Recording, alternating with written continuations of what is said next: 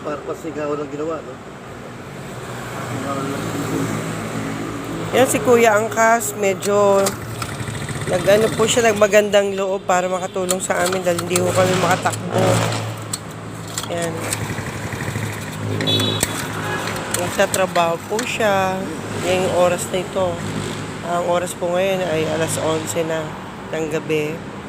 Ngayon po ay 7 ng January 2024. At nasiraan po kami sa parating Timog kung saan tumagas po ang aming gasolina habang kami tumatakbo. Ibig sabihin, natanggal po mismo yung hose ng gas.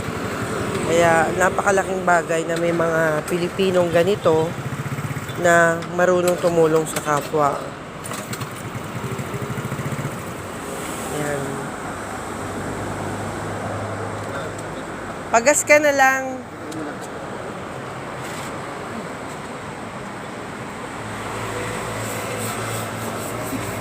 Yan si Kuya napasubo.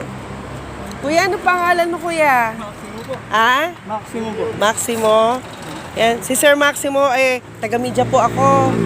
Yan. Hindi, ito yung programa ko. Nagkataon lang talagang nilapitan mo kami. Pag kami nasisiraan po talaga. Ang galing mo, Kuya. Diyos ko, bilib ako. Ayan si Kuya Maximo. Okay, narito.